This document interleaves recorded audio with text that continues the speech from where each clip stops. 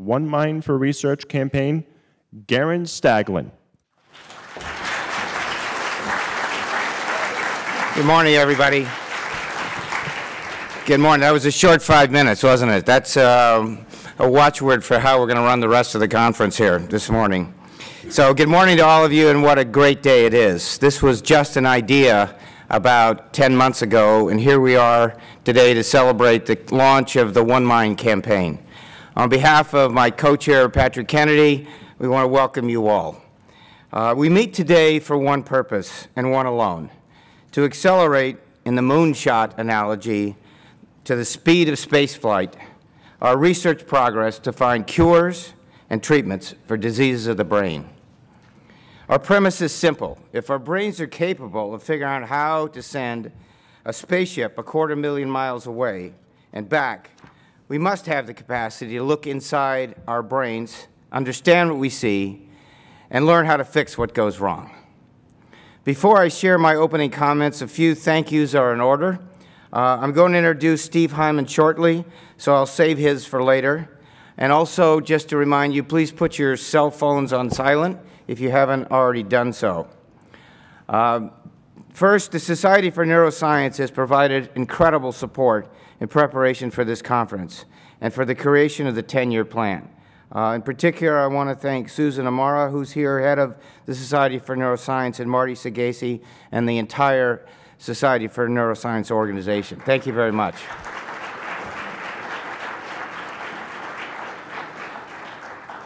The Dana Foundation was an early endorser of the One Mind campaign and is providing complete videography and website editions of the proceeding this week. And those will be up and available on the onemindforresearch.org website very shortly after this conference. And I heard some distinguished professors here saying that they may no longer have to teach now. They'll just show this video as we go forward here. But in any event, we thank Ed Rover and Barbara Gill for making this happen.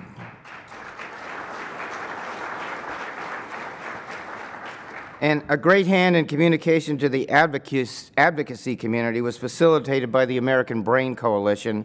Many of their members are here today, and we want to thank Katie Sally and Allison Kupferman for making that happen. And finally, many others have contributed in so many ways that it would be impossible to list them all, but let me just single out Liz Page and Amanda Hartless of Liz Page Associates, as well as John Sack and Cindy Dyer of IMRO for their total dedication to the details of this amazing three-day event.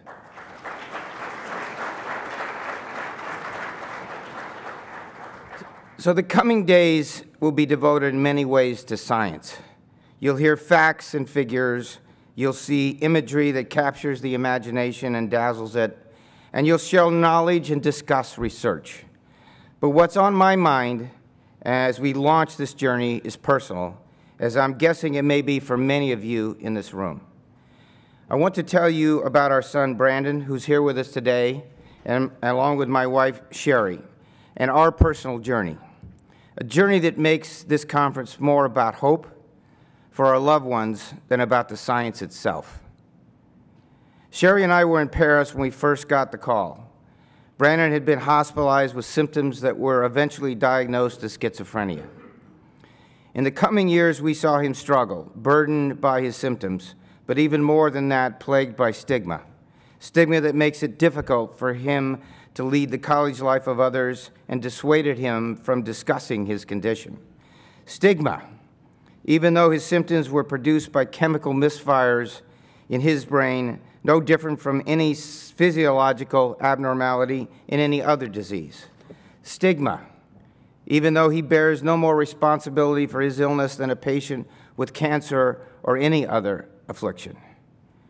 So I know the barrier we must overcome to reach this goal we have set for ourselves in the next few days and beyond is not merely lack of knowledge, but also bias. Not just lack of adequate science, but stigma. And let's be clear, not just stigma, but silos. For discrimination is only one attitude among many we must overcome. Many of the attitudes that impede our success are, in fact, our own. We must overcome the perspective of neuroscience as a collection of isolated, disease-centric specialties.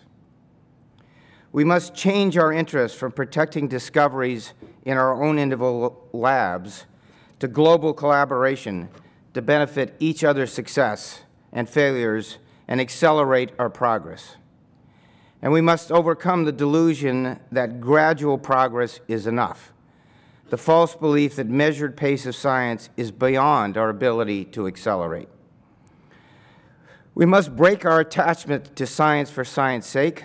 For what matters, and from my perspective, all that matters, is not how many papers we publish, but how many people we heal, and how many lives we improve, and how quickly we do it.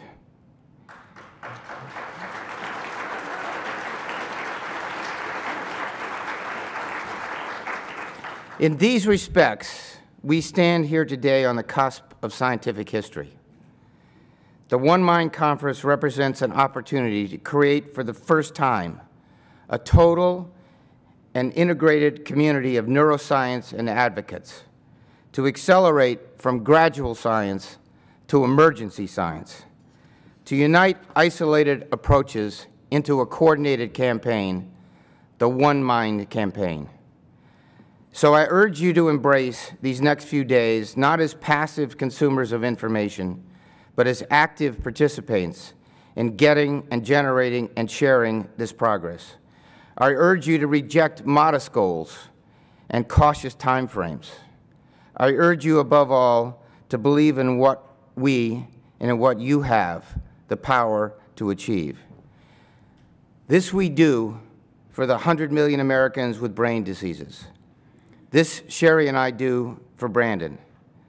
This we all must do, for it's within our power to see cures, to see a total understanding of the workings of the human brain within our lifetimes.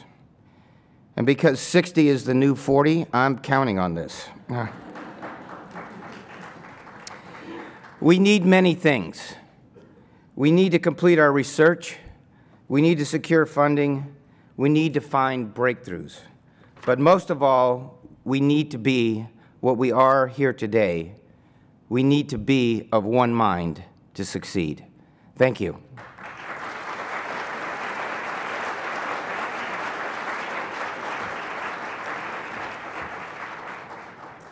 It's my pleasure now to introduce Steve Hyman, Provost of Harvard and former Director of the National Institute of Mental Health.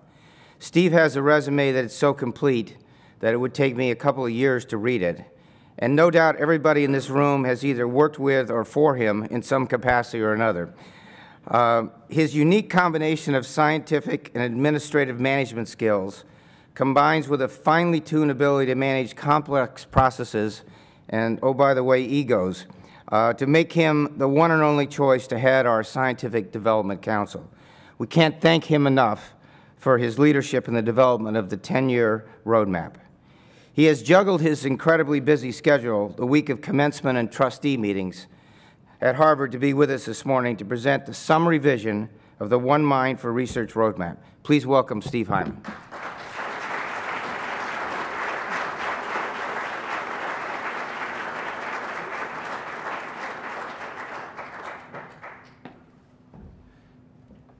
Well, good morning, everybody.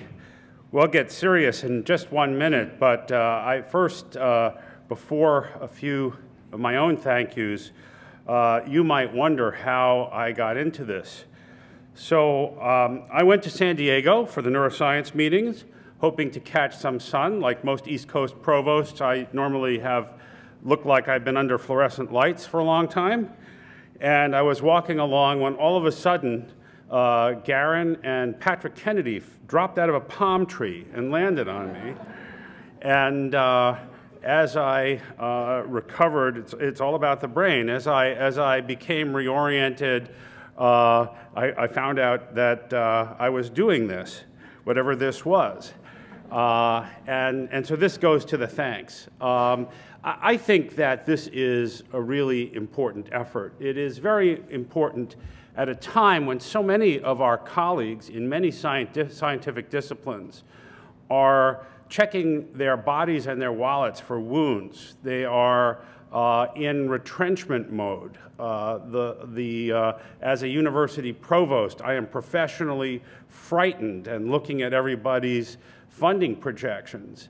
And instead, here we are planning a major push into neuroscience. Instead of retrenching, we are thinking of new and better ways of doing things. And with the leadership of Garen Staglin and Patrick Kennedy, we're going to try to convince various government agencies outside the NIH and private philanthropy and industry that this is the time to fund neuroscience. I also want to thank very much the Society for Neuroscience, especially Marty Sagasi, who seems always to be online. I would send him emails sometime after midnight on random weekdays and have an answer before I logged off. And unsung hero Liz Rumsey, who tried to schedule, and many of you said, I am free for 9 seconds, and somehow here you all are. And I want to thank the Dana Foundation and Ed Rover for all they have done to produce the summary booklet that you have and to edit the plan that's on the web and to generally support this effort, and especially Barbara Gill and then Barbara Rich, who again was up in the wee hours editing my gargoyled and really awful prose as I got more and more tired and was writing from hypnagogic states. And I really thank them enormously. Okay, now to the serious bit. This is an overview that it will parallel very much what you have in the pamphlet, which is a pamphlet not necessarily only meant for this choir, but is meant, as you go door to door, ringing the bell and converting people to neuroscience. There is a long version of a tenure plan that is on the web. And let me just say, this plan was assembled beginning in December of this past year, very, very quickly. None of us believe that it is perfect. On the other hand, having it on the website in public view will allow us a process of refining the plan. And if you read in the booklet, everybody is involved is very sophisticated about the balance between basic science and translational and clinical science. And as you'll see, nobody is planning some Orwellian takeover of neuroscience or the Soviet state, but rather, I think, a rather clever and engaging and motivating push for neuroscience that, as Garen says, is going to take discoveries or must take discoveries much more rapidly from the lab into the clinic. So the goals, now can I control the slides from up here? Let's see. Yes. So the goals underlying this program are pretty straightforward. We want to make the case for strong funding of neuroscience despite fiscally challenging times. Part of what we need to do is to diminish the fragmentation in planning. Now, let me talk about that for a second. Again, none of us thinks that a single voice can speak for all of the various parts of neuroscience. But historically, for example, even in the NIH, instead of having a single brain institute like the National Cancer Institute, we have 5 institutes that are very much dedicated at their core to neuroscience, but 13 or 14 overall supporting neuroscience. And this means that when large infrastructure, shared databases, perhaps large clinical trials are needed, it is much more difficult in neuroscience to pull that off than it is in cancer or cardiology. This is a contingent historical accident. Now, right now, we happen to be fortunate to have NIH Institute directors who have been engaged in this process, have worked very hard, and who are very collaborative. But they are embedded in an institutional design with councils and supporters that make it harder for them to collaborate than you would sometimes imagine. In addition, the VA and the Department of Defense also support neuroscience research. And in my memories from my time in Washington and my recent refresher course with Garen and Patrick Kennedy, I realized just how siloed those agencies are and how much work we're going to have to do to avoid, not only to avoid unnecessary duplication, but to unleash collaborative, creative advances. And this is just one example of the kind of fragmentation that sometimes impedes what we want to get done. I want to highlight investments in tool building, shared large-scale databases, and collaborative networks. And now again, for the basic scientist in a small lab pursuing hypothesis-driven research, the goal is not to crowd out that traditional approach to science, but to make it stronger by allowing people to rely on publicly available data and on tools. If you look in the larger version of the plan on the web, there is, for the scientists, a fairly technical but compelling section on microscopy, which has remarkably increased our capacity to make advances in neuroscience. And this would not be possible without collaborations with chemists and physicists and engineers and all kinds of other people building these exciting new tools that then free us to answer biological questions. The problem being, and the reason I want to highlight this, is that the building of tools, the maintenance of databases over time are very hard to fund in our traditional federal funding system. If you're building a tool, the question is, where's your hypothesis?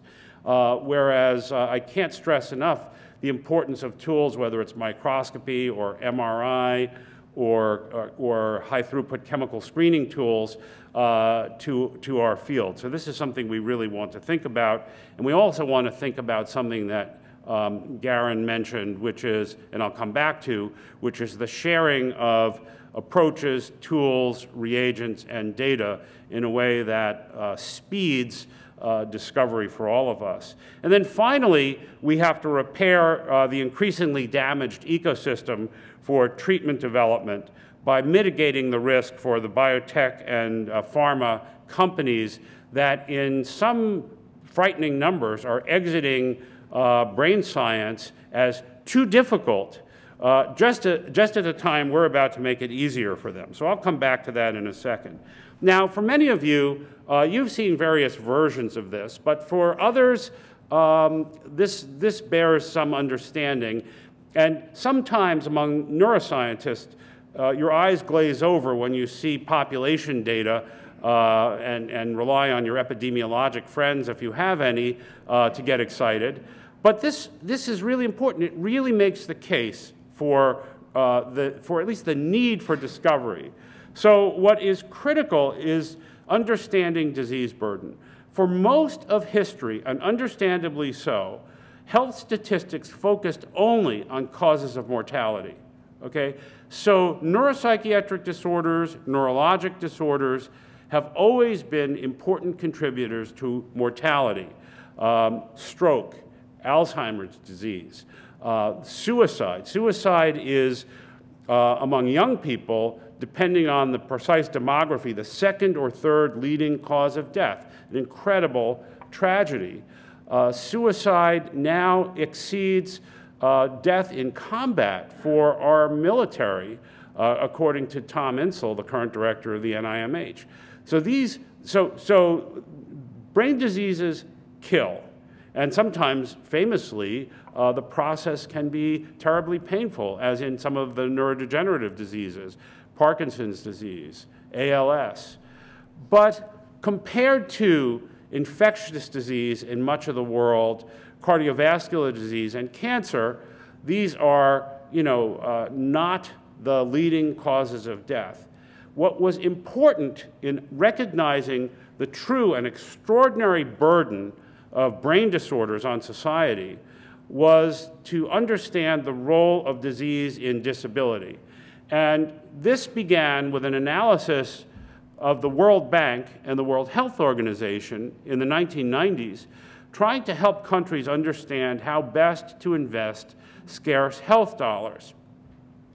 And ultimately, they came up with a measure that is a simple sum of premature mortality and years of life lost to disability. And this sum is called the disability adjusted life year. Now, here among scientists, I will tell you that the methodology for coming up with disability weights is challenging, and the World Health Organization is looking at it again. But however one looks at it, brain disorders come out in a very important position for reasons that I'll share with you in a second. But if you just look, the leading cause of DALYs, because of the disability weighting, in advanced market economies like ours or Canada's, are neuropsychiatric disorders. And there's external corroboration. After bad lower back, depression alone is the leading cause of disability in all of these countries in ways that can be measured. And then among the neuropsychiatric and neurologic disorders, if you just have a sense of compared to other individual disorders, #1 cause of DALYs, so this actually integrates premature mortality, is depression. #3 is alcohol use disorders. #7 is Alzheimer's, dementia. And #8 is cerebrovascular disease. So 4 of the top 8 causes of DALYs in the United States and Canada are brain disorders. That, leaving out even the suffering, the family disruption, the effects on caregivers, that makes a powerful case for the urgency. Now, why is the burden so great? So the answers are actually pretty straightforward and convincing. We haven't made these things up. These disorders are common. Major depression, worthy of a clinical intervention, affects 18% of Americans. I mean, I just took that one example. Many brain disorders begin early in life and affect human capital formation and thus employability. Look, we want to turn people who are dependents into taxpayers, right? But these disorders that begin early, that works better in Congress, that's all right. But disorders like autism, learning disorders, many forms of epilepsy, schizophrenia, all begin before adult life. And these are extraordinarily costly to families, to individuals, and of course to society as a whole. And others are chronic or recurring, chronic diseases like Alzheimer's, traumatic brain injury, right? Somebody comes back from Afghanistan or Iraq at the age of 20. Bipolar disorder has a recurring course throughout the lifespan. And these disorders are disproportionately disabling because they affect the brain. We sometimes take this for granted, but we know this is the organ of cognition, of emotion, and underlies our ability to control our behavior, to have goals and pursue those goals. This is very different, as bad as it is to have an injury to a limb or to other organs, and I don't mean ever to make light or to pit one set of diseases against another. It's no surprise that these disorders are extraordinarily disabling and therefore have a disproportionate impact on society. It's just that these things are invisible, right? No one is wearing a sling or a bandage or has blood on them. And so we have to, like the ancient mariner, keep repeating and repeating and educating and educating. And this also runs into the teeth of the stigma, the misunderstanding that Garen outlined for us just a few minutes ago. The other thing that should focus the mind here is the state of returning soldiers from our 2.2 wars, Afghanistan and Iraq, and then what's ever happening in Libya. But in many ways, the signature wounds of these wars are brain wounds, right? Traumatic brain injury from the concussive force of IEDs, which above all impact circuits involving the prefrontal cortex and therefore executive function. Post-traumatic stress disorder. Often a soldier will receive injuries that cause both together, and the symptoms can be confounded and very difficult to sort out and treat. Also depression, as I also mentioned, high rates of suicide. And then because of other wounds, traditional wounds of war, shrapnel wounds, bullet wounds, chronic pain, and then again, substance use disorders. We owe it to these soldiers to take care of them in a much better way than we now know how to do when they return from protecting us all.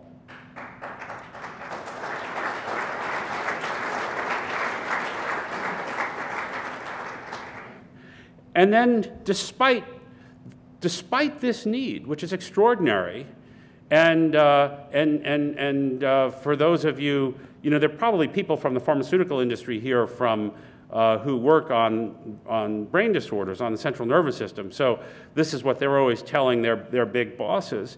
But despite enormous unmet need, and with that, enormous markets, industry is disinvesting.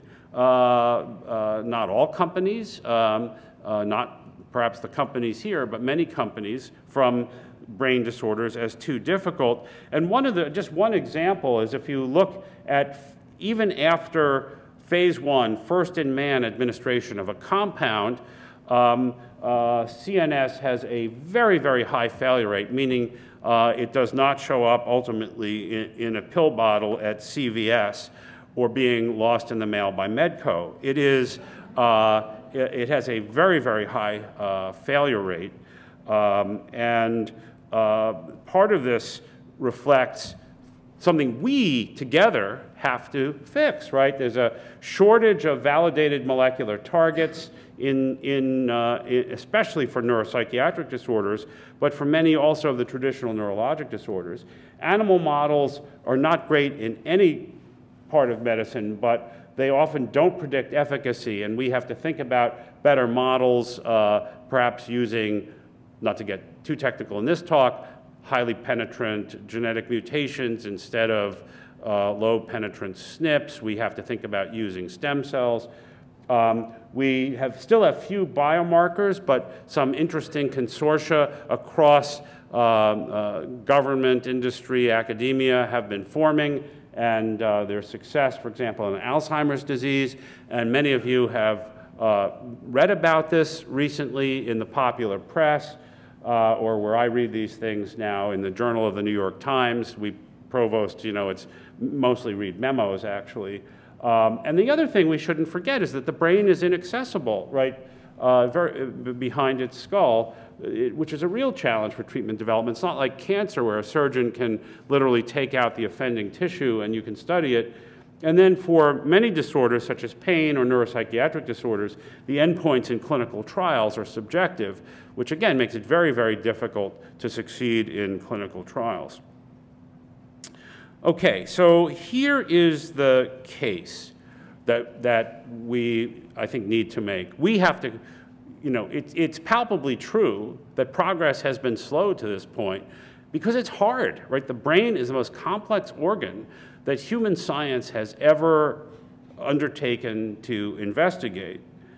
Nonetheless, the burden of disease that I quickly passed over, including the issues affecting our veterans, makes progress urgent, like no excuses. So the question then is, okay, I get it that it's urgent, but if it's been so hard, what is different? Why are you going to succeed now? And I think most of the people in this room are here to illustrate that situation. Why now? And I can't wait to hear everybody's talks about this. But among other things, there really are new tools that you're going to hear about.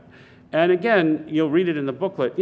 We like to think science makes progress only through our ideas, but tools matter. Without the telescope, Galileo would not have had to be excommunicated. I mean, wouldn't have had to have wouldn't have discovered the 4 moons, Galilean moons of Jupiter, and reorganized our understanding of the universe. And we really have very important new tools.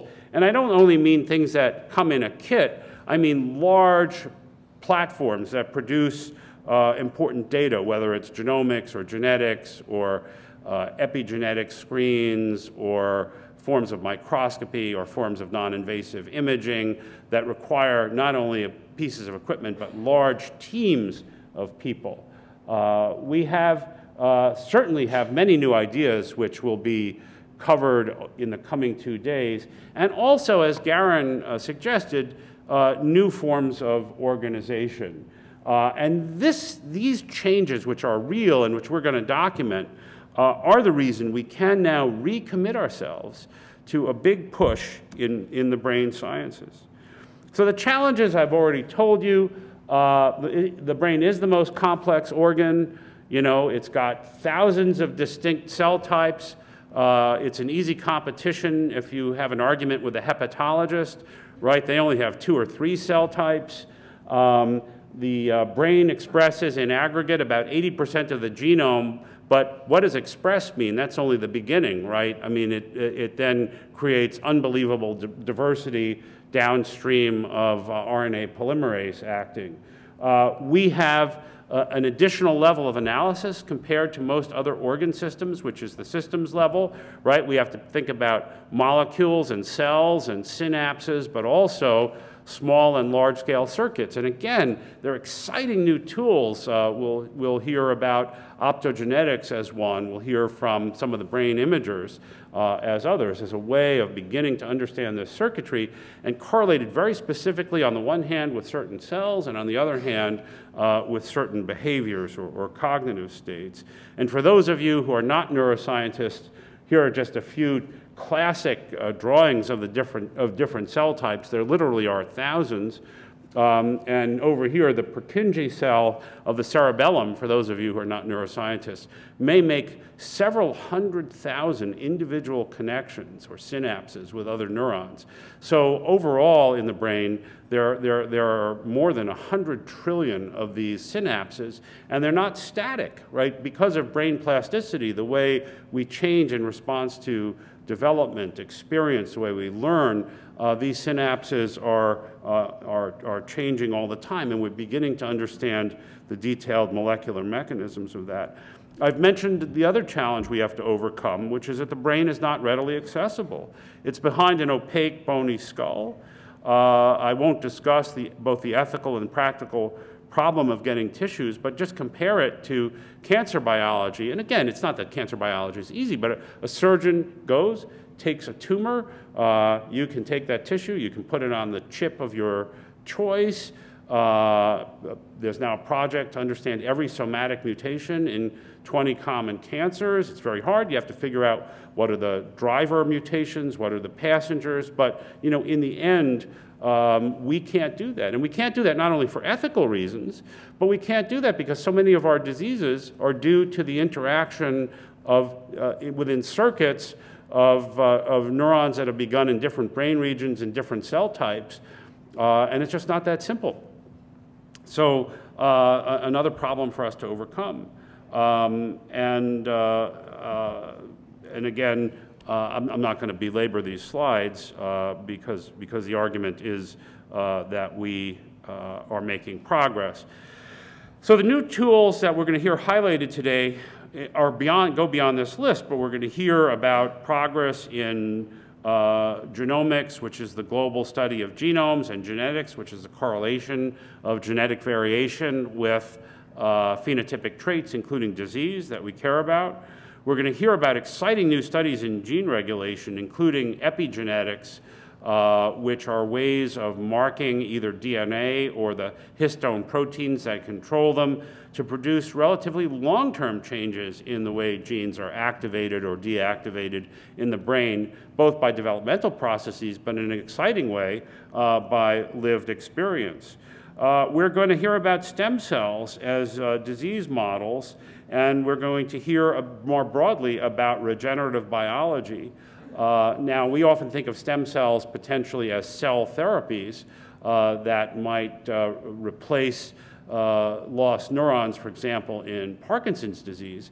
But maybe an earlier use will be the ability to take say, a skin cell of somebody who genetically has the propensity to have a certain disease, we know because they have the disease, and differentiate those into the right kind of neurons, and then use those potentially to screen for new drug therapies, something that is very, very important.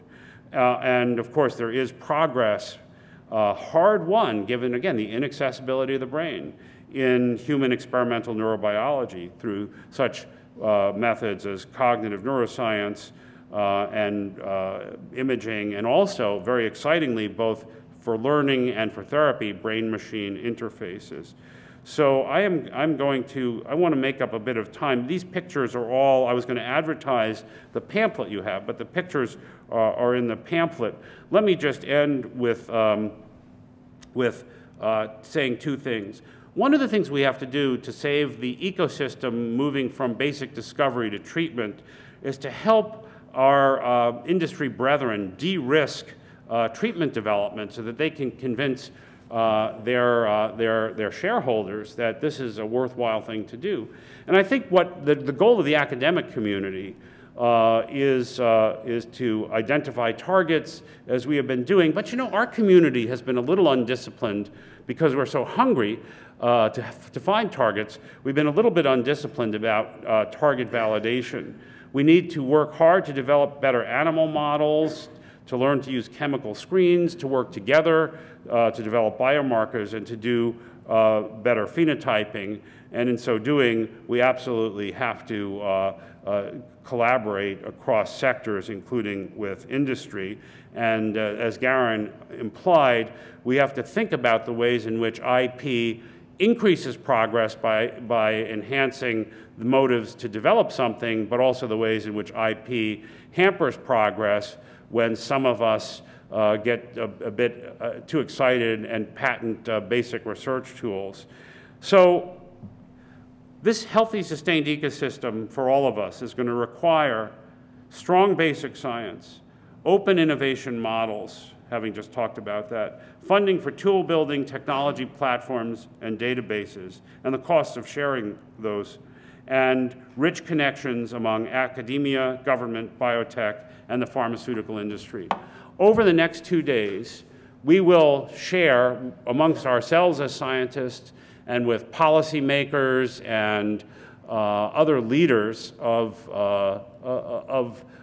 science in the United States the sense that we feel the urgency, but based on the kinds of changes that we will all show with our work, we will prove that it really is time to make a big push in brain sciences. Thank you very much.